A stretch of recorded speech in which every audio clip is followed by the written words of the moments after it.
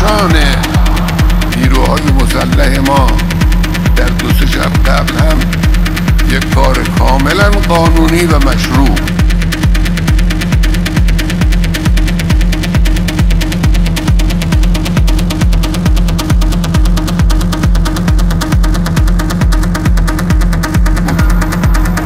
عرض میکنم. دشمن ملت ایران همون دشمن ملت فلسطین است.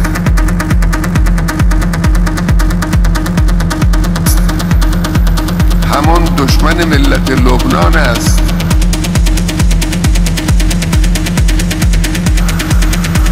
همون دشمن ملت عراق است.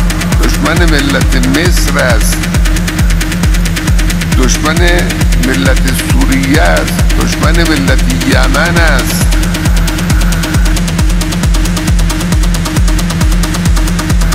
دشمن یکیست.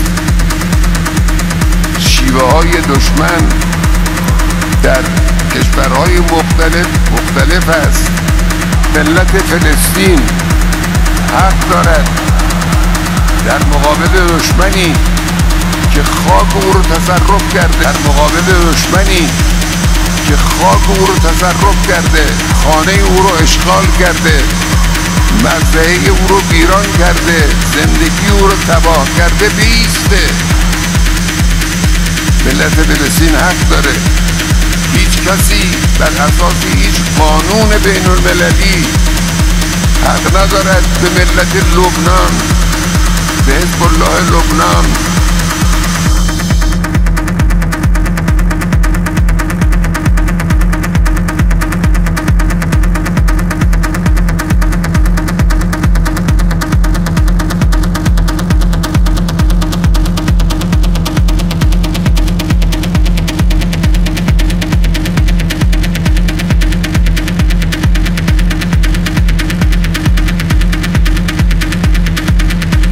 اعتراض کنه که چرا شما از غزه، از قیام مردم فلسطین حمایت کردید. وظیفه اونهاست، باید میکردن.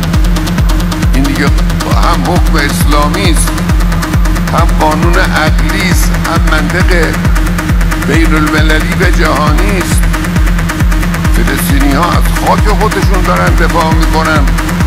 دفاع اونها مشروع است، کمک به اونها هم مشروع است.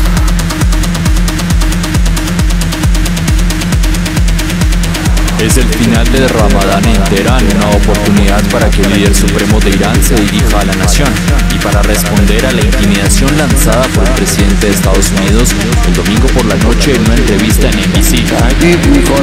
Están amenazando con hacer daño, por supuesto. Si se producen daños que no estamos seguros de que vayan a producirse, pensamos que es poco probable que los daños sean causados desde el exterior, pero si ocurre, sin duda habrá una respuesta final.